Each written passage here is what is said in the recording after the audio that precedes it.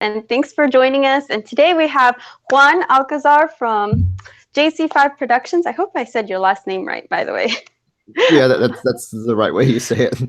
And he has been doing YouTube for how many years now has it been? Since 2011. Since 2011. And so he has a lot of tips and strategies that he uses and that he wants to share with you. And you are legally blind, right, Juan? Yeah. Yeah, I was gonna say Stargard's. No, I don't have Stargard's. I have RP, I have retinitis pigmentosa, and I was born with myopia, so I've always, I don't know how 20/20 vision looks like, but the RP, I'm not saying it's recent, but my vision's been going down a little more over the past recent years, so it's been more noticeable. But I'm still trying to do my best to make videos on here. Well, that's awesome. And you do amazing stuff. I actually went to school for filmmaking. And so like the things that you do, I can't even dream of doing because I don't even know the first, I don't know. I don't know even where to start with that. So great job on your channel. If you don't know Juan's channel, I have it in the YouTube card and in the description, a link to his channel. Check him out. He has a lot of different short videos and short films. And you also talk about blindness and disability, right? Yeah, I mean the part of me talking about blindness and disability has been pretty recent. It happened about a year and a half ago. I kind of discovered the whole blind/VI community, and I wanted to just make videos like that instead of just making some random short films and stuff like that. So I just thought maybe I should incorporate some of this into the narrative stuff that I'm doing. So that's why it's a mix of storytelling and talking about blindness and visual impairment. So I kind of want to mix in the two because you don't really get to see that, no pun intended, you don't really get to see that much on YouTube. And I really like how I think it's one of my favorite videos that you've made is the Reconnecting video, where you have like a story that you're showing, but you're using voiceover to tell the story between a text messages. So I think that's so cool. So you're like incorporating the two different aspects. Yeah, that's exactly what I meant about putting them together, because I wanted to be able to like incorporate something with the visual impairment, but at the same time tell a story that wasn't about visual impairment, but the characters happened to be using voiceover. So, I did admit there's nothing mentioned in there that says, "Oh, I can't see well," nothing like that. It's just a little story of a voiceover user. That's it. Okay, yeah, and it looks like we already have 10 people here, so we're just gonna say hello. Hi, I see Cassie and Matt and Shane here. Lori is here, and Chris from the Random Blind Guy. And let's see what they said. Are they just saying hello?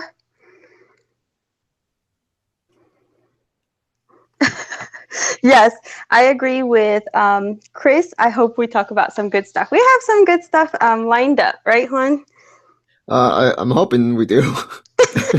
I came up with the list. No, just kidding. I didn't come up with the list. If I came up with the list, it would have been a worse list of stuff that we wouldn't be able to talk about.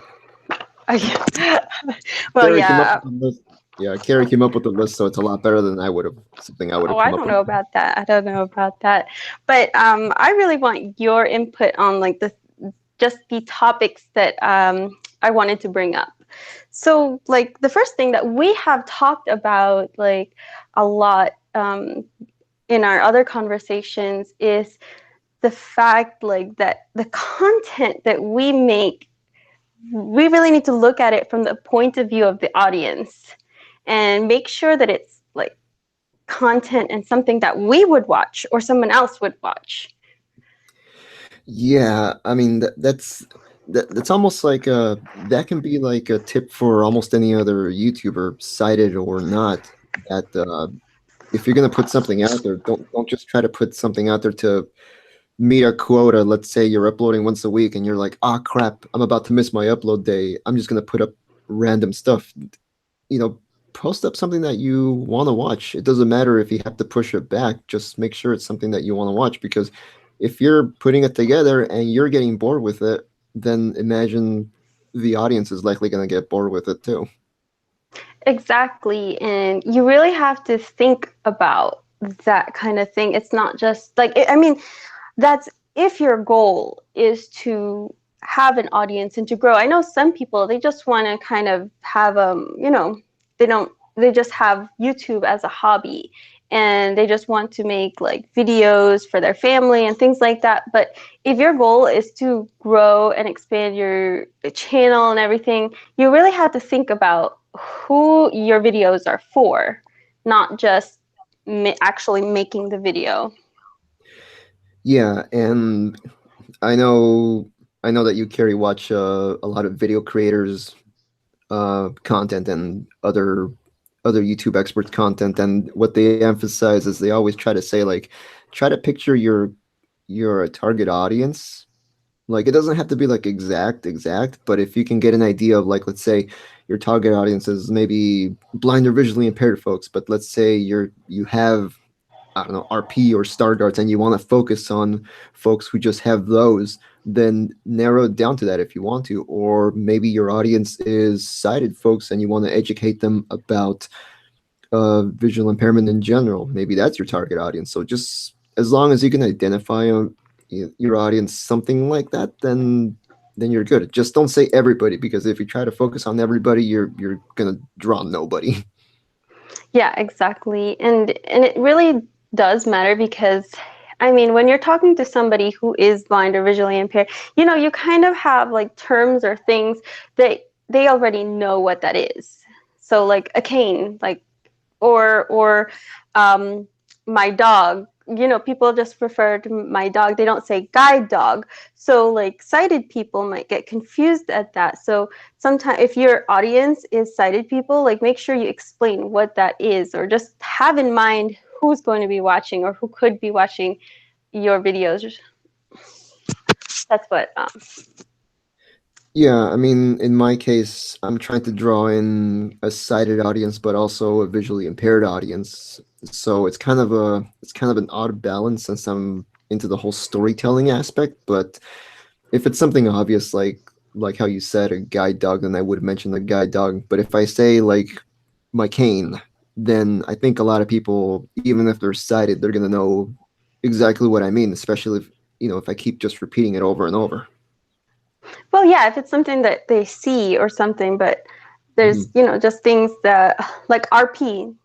If you don't Right. mention it like in the beginning or something, I mean, you don't have to say retinitis pigmentosa every single time, but It's a mouthful to say too. exactly. But maybe just say it once if you're trying to capture an audience that doesn't exactly know what RP is. So, Yeah.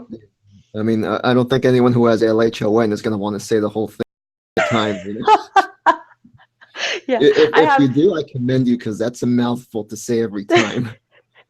exactly. Yeah, I mean, I'm lucky I have aniridia. At least that's shorter. Yeah, but see, but you But can condense yours to one word. It's like me, it's like it's two words, and then for other people, I mean, retinopathy of prematurity, that's another one yeah, that's rather long. So anyway, exactly. But you guys understand it. And let's see, what else do we want to talk about? I have an old school paper, guys. um, yeah, I'm taking a look at the uh, notes too, because okay, so a lot of people have been asking. Oh, do want to mention that I have the Facebook group, Blind and Visually Impaired YouTuber Support Group. So if you're a YouTuber, you can go on Facebook, join into the group, and just talk to each other, get advice. A lot of people have been asking recently about equipment, and so this is something that I did want to talk about. Like, especially for you, because you're like the filmmaker, you're kind of the guru. And so, you know, could you share your tips on like just videography in general, like tips for that, from the approach of somebody being blind or visually impaired? Uh, yeah, I mean, would you want me to start with something in particular? Because I mean, it's such a broad topic. Um, Well, I mean, like, um, first of all, like a lot of people that are probably watching this use their phone probably. And so, or like, what should be on the screen? Like, what should they try to catch if they're doing like a video of themselves? Like, what okay, should the part of their body, I guess, that should be on the okay, camera? okay. Actually, before I even get to that, maybe what I Okay. should mention is for everyone who is using their phones to film, the first thing I would say before you even use, open up the camera, put your phone to airplane mode because you do not want a phone call or notification or anything like that to just get you out of video mode. And next thing you know, you're wondering what's going on. Where did I leave off? So do that. Especially if you're on a live stream. Yeah. Oh yeah, huh? Wait, has that happened to you? No, no, no, but I'm just thinking about it. That would Okay, be okay. So, funny. even better advice to do that now. So if you're live streaming, definitely put your phone on airplane mode. As far as like where you should be, like, what we call framed. Okay, so two things about that. What you should do is what you shouldn't do is hold your phone vertically. So you shouldn't hold your phone vertically in portrait mode because it's just this sounds kind of snobbish, but it's not industry standard. I'm doing air quotes here, but I guess the normal way, like how it is on TV and movies, is by holding it sideways in Landscape. landscape. Yeah, because I mean that's also YouTube's default as well. So, and on top of that, if you do move around from side to side, though, it's more forgiving in landscape because if you move a little bit to the side in portrait mode, all of a sudden you might be way off center, and it might look odd if some of your audience is sighted and watching. Exactly. And also, for those who can't see it, when you have it in portrait, they have like two black bars on the side. And like I've noticed, even when you go into the actual video and you try to stretch it out, sometimes it still doesn't get it quite right. So that's why a lot of people recommend landscape.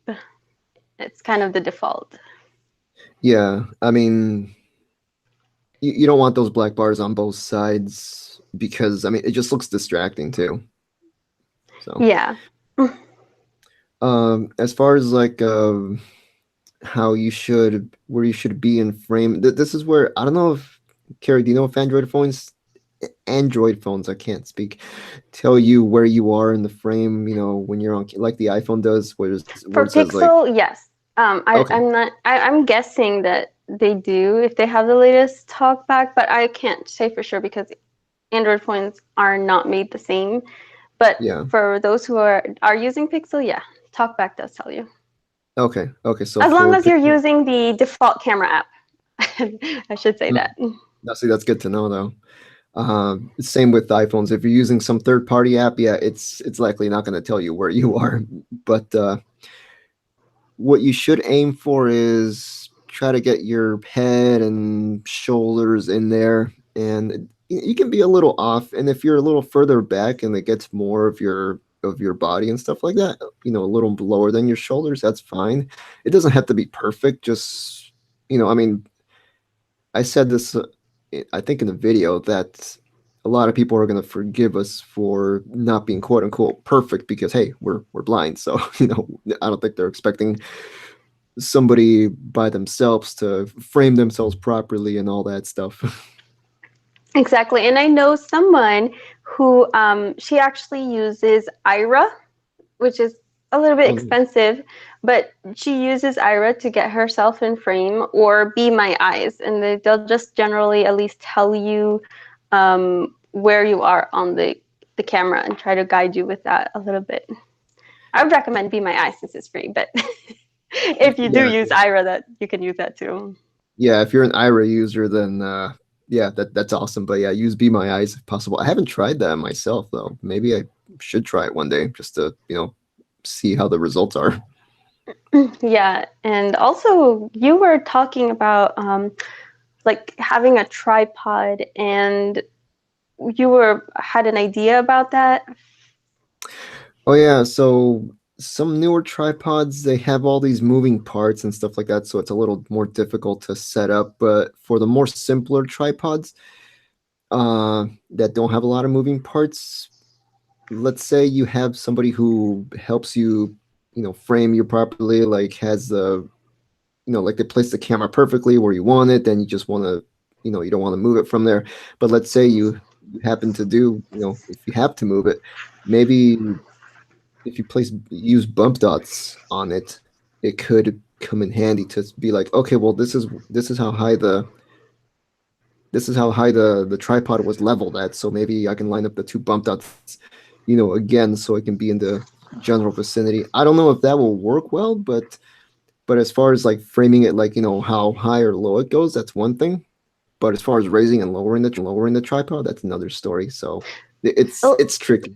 It's tricky. I I will say for me, I have my tripod like kind of set up. I fold it and but I don't close it all the way. So it's like I just open the legs and I know that's the right height, and I just keep the phone mount like on it, and I try not to move it, and that way I already know like that's the general spot or the General height. positioning to put my phone or the tripod. And then from there, I have like a rug on the floor where I kind of know where to put the legs of the tripod to kind of position myself in the right spot.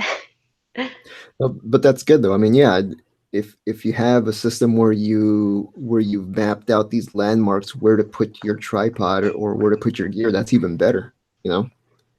Yeah, and So if you have a tripod too, you can always just Facebook message someone or like on Skype or a video, some kind of video call. And if it's your mom, your friend, whatever, if they're free, they can also help you with that. I mean, if they're willing. there's always Be My Eyes if all else Yeah. fails. Exactly. And so that also takes me to like things on the background. I mean, I just kind of have a plain background, and I don't know what's in your background, but I would suggest just being mindful of what's behind you. Like for people that are able to see, and people that are visually impaired, we might be able to see, if there's a mess in the background, or if there's a window. Try not to get the window behind you, but that's another Which is topic. basically what I'm doing right now. Don't do what I'm doing right now. I got a mess in the background. I got a bunch of lights. I got a tripod in the background. It's a mess behind me. There's a green screen way in the back, and to my side, there's a window. So here's the thing. Here's the reason why you should not put a window. I don't know why I'm doing. I don't know why I have the window next to me. I think it's just to let light in. But anyway, so the reason why you should not put a window behind you is because you're going to be silhouetted against it, and people are going to see what's behind the window, but they're not going to be able to see you.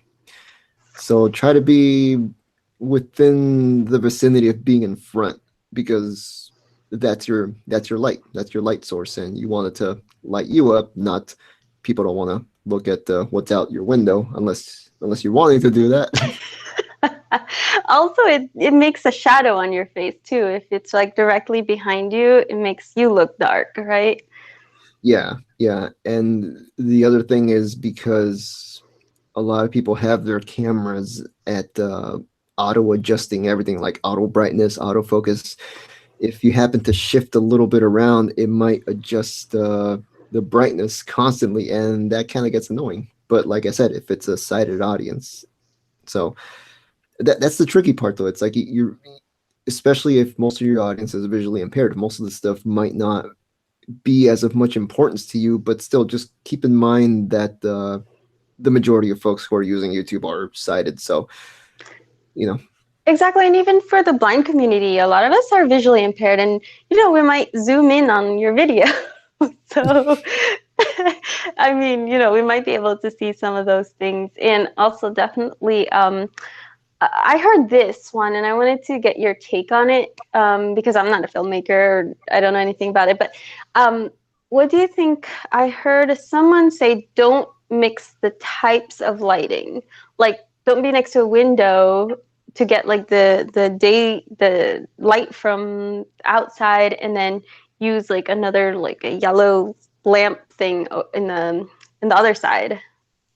Is that Yeah, yeah, that's one thing we were told back in film school, which is basically that's kind of what I'm doing now. I'm mixing two tech. Okay, so what happens is that daylight.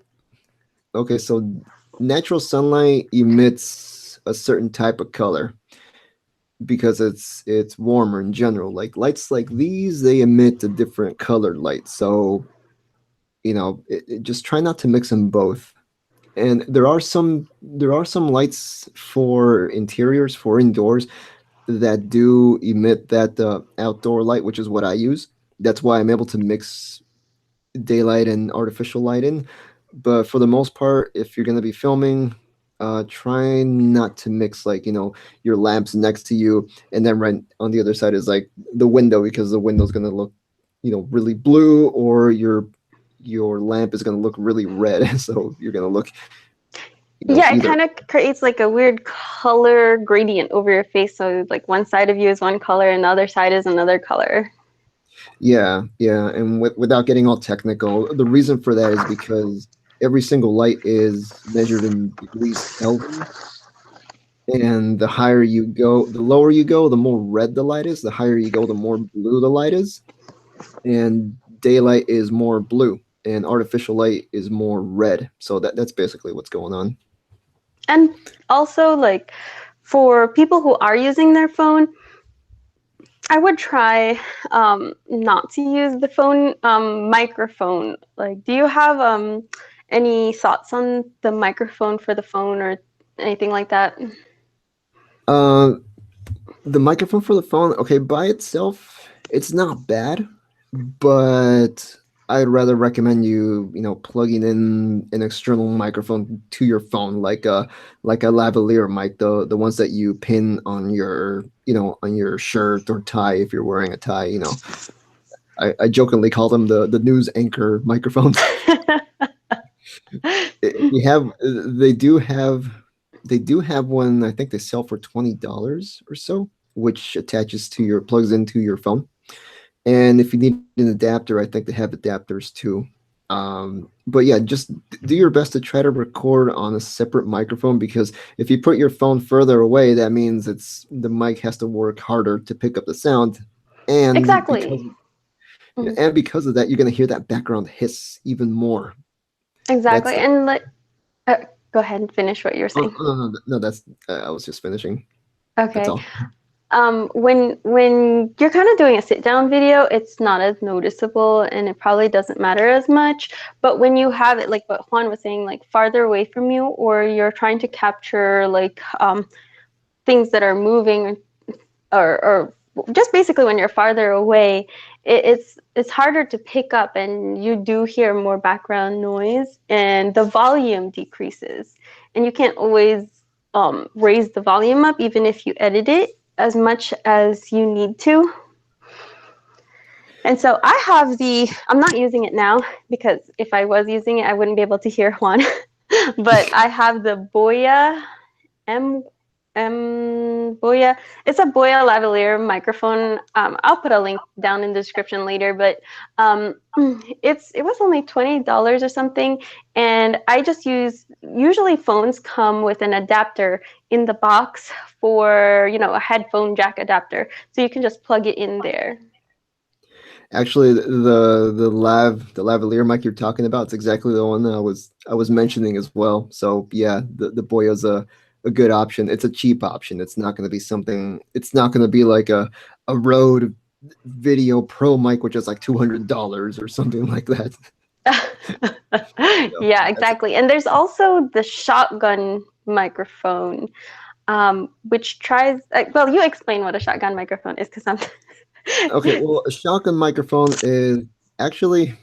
maybe I should go get mine. Just oh wait, but then again, yeah, I might as well just explain it away instead because the shotgun mic is basically just a real long microphone.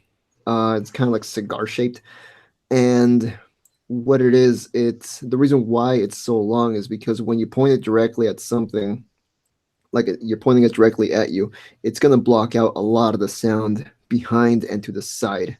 So it's gonna pick up basically everything that's in front of it, which is great. But the thing is, if you move slightly off center, then it's not gonna pick you up as well. But it's a really Mm. good mic to have. And like I said, the Rode Video mic, there's a cheaper version for it, which is it's a shotgun mic as well, but it's tiny. But still, it's more suitable if you have a DSLR because you need something to mount the microphone on. So if you're using your cell phone, it might be a little tough to mount on top of your cell phone. I don't know how you would do that actually. Well, for the iPhone, I saw one by Rode, which looked like Mhm. a really good one, that you do plug in, and it has like a mount that you put onto your phone, which is also Okay. compatible with the tripod, which is it's just on Amazon if you look for that. I think it was the Rode Video Me Micro, something like that. Hmm. Okay, I haven't run into that one. By the way, we're not sponsored here. Just letting you know. Oh yeah, nothing we sponsored, just we got suggestions. that's a YouTube thing. It's like as soon as you mention any product, you got to follow it up with not sponsored. um, but Okay. yeah, oh, I mean, Okay. Oh, go if you ahead. Go want ahead. like another piece of advice as far as like microphoning goes, if you must use a separate audio recorder, because let's say you don't want to use your phone to record audio, you want to use like a separate audio recorder and you want to plug your mic into that. If you're gonna do that and you want to sync your audio, just you know how back in the day, well, they always used those clapper boards and stuff like that. When right before they say they call action and stuff, you know what those were used for, right? You know what the use for that is, right? Wait, what's it? I'm trying to remember what is a clipboard. Okay, is it That, that that's thing the that thing. that Yeah, the goes thing where like they click? yeah where Okay, they go okay. so and so take one click. You know what that's all about, though, right? Okay. No, no, well, I thought it was something that they just did to signify that they were starting. Well, yeah, that is true. But the thing is, movies, there a lot of movies. I think all of them, like big budget ones, are filmed with the camera and a separate audio recorder. So the audio is not recorded from the camera itself. So in order for them to sync it up later, they use that clapping sound.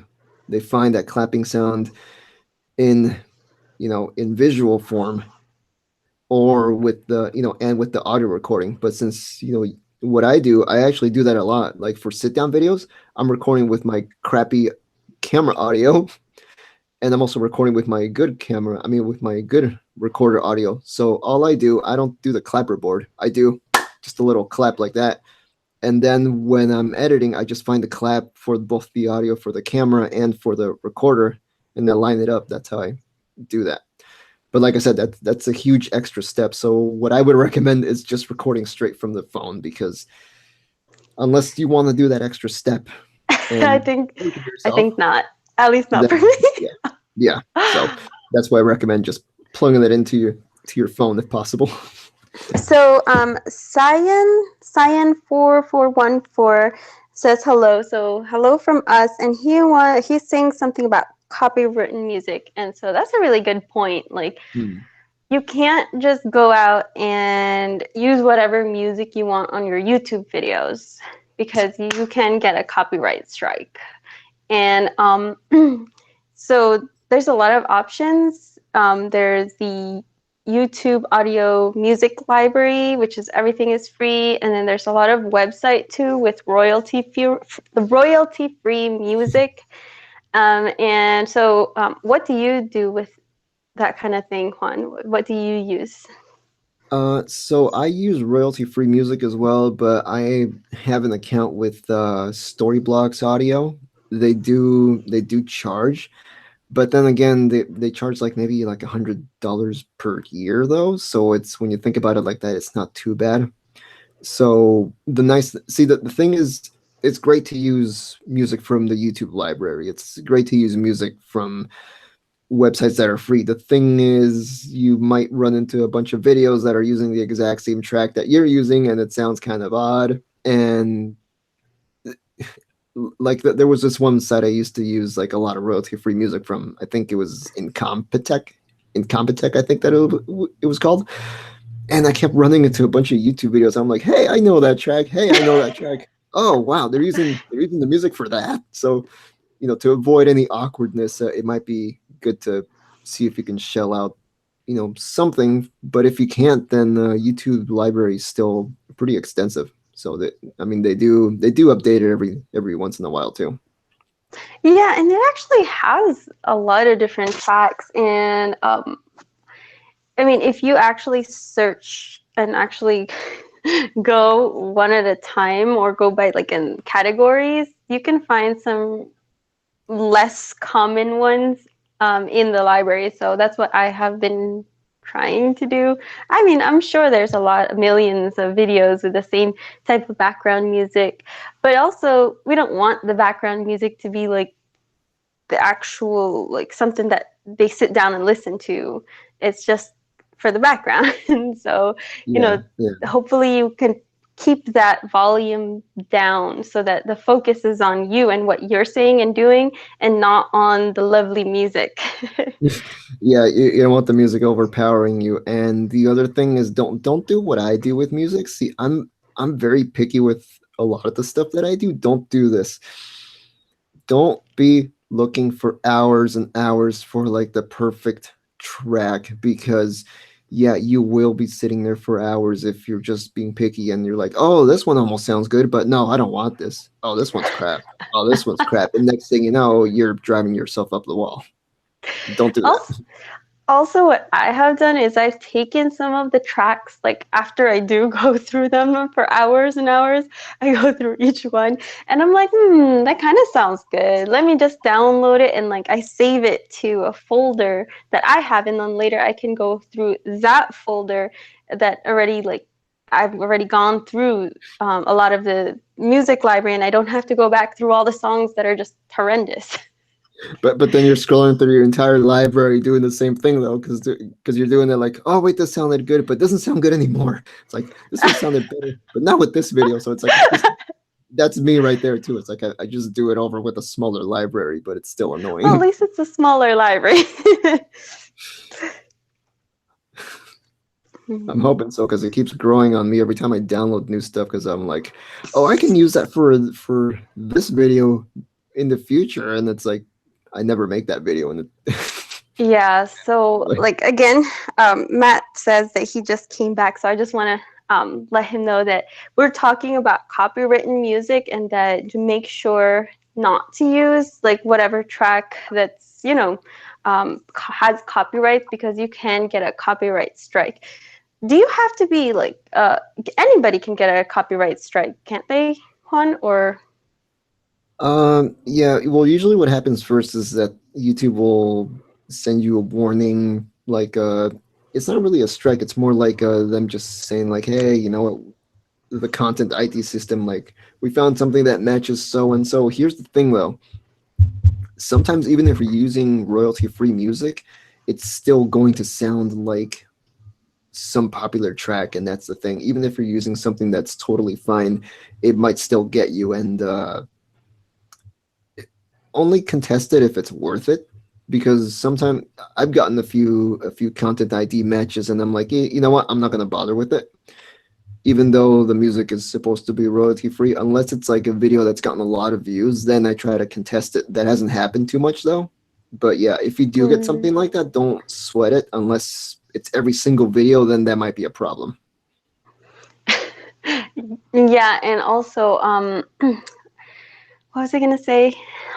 Um, like is even if you say oh, this is not my music, or this is not my video, or this is not mine, and you like list the person or the company that has produced that, that's not enough. That you can still get a copyright. That doesn't like excuse you from using their music. And they're starting to be harder on this kind of thing. So yeah, just be careful with what you use. Yeah, I mean, even if like Carrie said, even if you say that the original owners are so and such, that doesn't mean they're fine with you using that music. Because yeah, I mean, just think about it this way. Imagine if somebody decided to do commentary on one of your videos and started, just talking, just doing that. I mean, you would assume that they're stealing your work, but at the same time, though, is it fair use? Because they're not really re-uploading it; they're commenting, and see, it's tricky. It can be real tricky. Yeah, I want to address. Shane had a question. He said, "Is music always good? Sometimes I feel like people would pay attention more if there was no music." Uh, it depends. I mean, it's really hit or miss. There's some YouTubers who do well without music, and there's some YouTubers who do really well with music. So it depends though. I when I use music, it's more for attention span. See, okay, here's another thing about me when I make videos. I always try to think of like, okay, is the audience going to get bored here? Should I put music in there to try to break up anything, like, is the person's mind going to wander? And if it's going to be a real long video, it might be good to put some music in there, or just maybe sound effects, or just something to break it up, because a 14-15 minute long video is pretty, it's long to sit through unless you have a real interesting story. But I don't know, it's hit or miss. I mean, I guess what I would do is try some videos with music, try some without music, and see how they perform. Exactly. And also, like, I want to stress this because I feel that a lot of people think that their background music is at a good volume, but really you have to lower it more than what you think, because like as a viewer, I mean, you know what you're saying. You know like what you're saying, and you don't necessarily have to hear it. And even if you listen back to the video, you're like, yeah, it's a good volume. But like viewers are paying more attention because they're trying to, they're not in your mind, and they don't know the information that you're giving them. So I would lower it lower than what you think is a good volume too.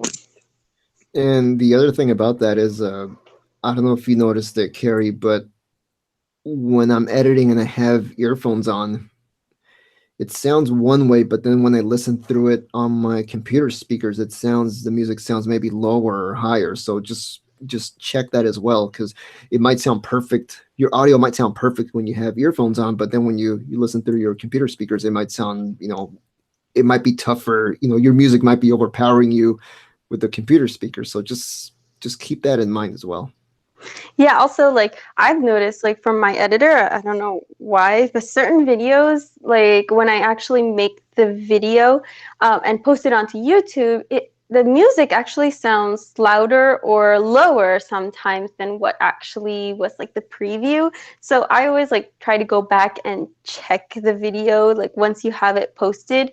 Um, and I always post mine as scheduled or unlisted before actually go public with it, because that's when you can review and like just check that everything's okay with your video. Yeah, so if I was gonna give a quick tip though, just it's always better to have the volume for the music just a little lower than a little louder, because a little lower is gonna be better since people are gonna be able to hear you. Yeah, exactly. And I wanted to go ahead and like, if you guys have any questions or anything you guys want us to talk about, leave a comment in the live chat, and we can talk about that or answer any questions that you guys have. And I also wanted to mention, somebody wrote something here. I think it was Chad from Mhm. Visual Impairment. He mentioned that he wants to get a microphone soon, and I know that he's using a a Samsung phone. I can't remember which one, but he's using a Samsung phone. And so I don't think that it has a microphone jack. He can correct me if I'm totally wrong, but I wanted to just do a quick mention that like when you don't have a microphone jack and you are using the adapter, that whether you buy the adapter or it's the one that came in the box, I would suggest making sure that that microphone works with the camera, because like for my phone, I don't know what's wrong with it, but I have to use a separate app. I can't use the camera app because it doesn't pick up the audio from or the recording from the microphone, and so I have to use a separate app. And so I would, before you like destroy the Amazon box or the box you bought it from whatever store, just test it before so that you know that it's working. Oh, that's interesting. I didn't know it wasn't. It's not compatible with the camera app. Um, Not on the Pixel. I know I hear that Samsung or other brands are have like the, I don't know the technical aspects of it, but there's a word for it. The drivers. Is that Uh-huh. right? The drivers for external microphones, but apparently the Pixel doesn't, which makes me really sad. Oh, so it's a compatibility issue then. Hmm. Okay, Chad says that yes, it has a headphone jack. Okay, so he probably doesn't have to worry about it as much. Okay. Yeah. I mean, the mic can plug into the headphone jack, so that shouldn't be a problem. All right, so Juan, do you have any other general tips or ideas for people that are doing YouTube that are blind or visually impaired? As far as just like Like anything in particular. anything, anything that you want to share. Well, okay. So since a lot of us who can't see well might not think too much about stuff like thumbnails, I still would see if I can try to get someone to do your thumbnails if possible. If you don't have that much vision, if you have some vision though, just, I'm not saying you have to make anything super complex or anything like that, but I guess the best way to picture your thumbnails, if you can make them, is like movie posters. It's like you're trying to draw in an audience through your movie poster, and if you can, with the proper title as well, then that's half the battle right there. So just have come up with a good title. A good way of trying to come up with a good title is look at news headlines. Why did this story get you to click on it? Because it said something that made you want to click on it. So just think about it like that. Like, don't fall into the clickbait scenario, because that's yeah, you don't want to do that. So just I don't know, just come up with a title that can get some attention but isn't sensationalized or anything like that either, because you don't want to go that route, because unless you want to get a bunch of thumbs downs in the process. Juan, Shane has another question, a really good question. Do you guys think a channel trailer is important? uh I would say yes, but I think it depends on the channel. I mean, like, f- for me, a channel trailer is good because it kind of gives you like that first impression that you want to give to people, and especially when they head over to your main channel page, boom, that's the first thing that plays.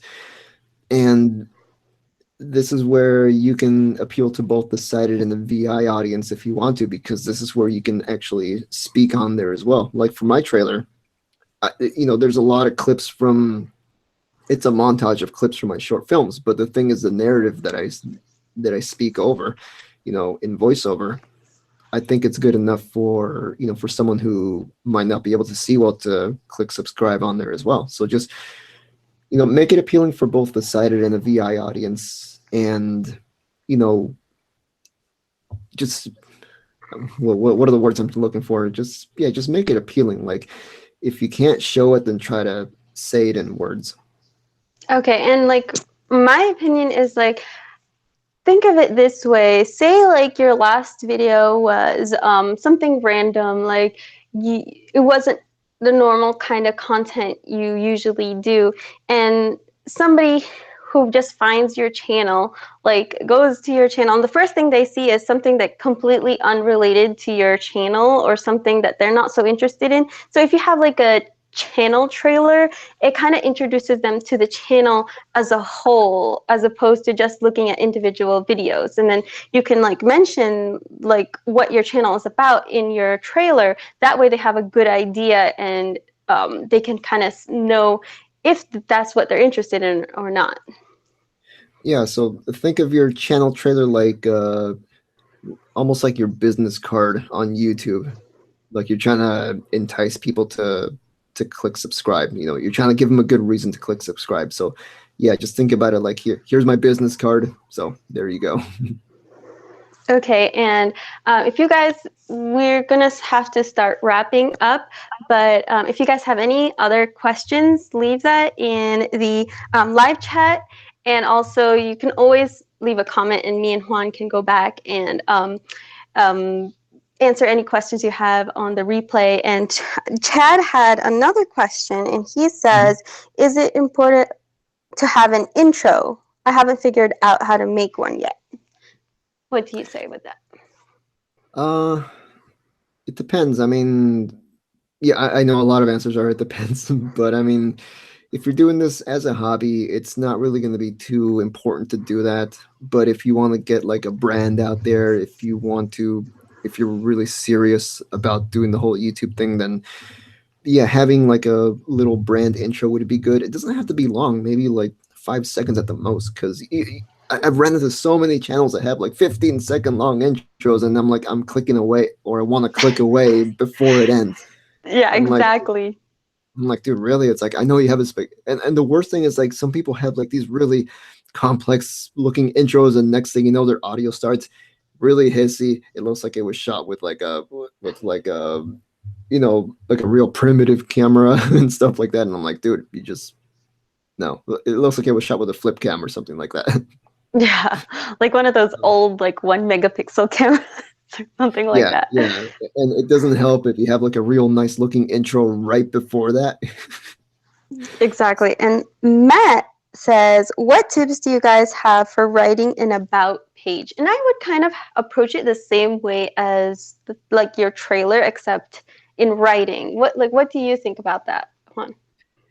Yeah, definitely like think about it like as if you're on Netflix or something. You're looking at a summary of what the show or movie is about and try to write it not like that, but just short enough that it's enticing for someone to, you know, to click subscribe if they haven't looked at your trailer yet, but also, long enough to give people a good idea of what the channel's about. Also, with the about page, I'm not sure if this is applicable anymore, but it does help with search results if you have your about page filled up. Also, like, at least for me, as somebody who uses YouTube and like does your, like looks up people, um, I mean, if they watched your video, I mean, if they go to your about page, they're probably most likely, it's not the first thing that they're going to see. They're going to see a video or your trailer or something, and then they'll go to the about page because they're curious about who you are or like want to know more about you. So like, that's also something that you can think about when you write it. And you can also put your social media links there and in your description too. Somewhere on YouTube, you can put like your channel defaults, and you can always have your description have like your Twitter, Instagram, all your social media accounts and links in the description, so that you don't have to like paste it every time or write it out every time.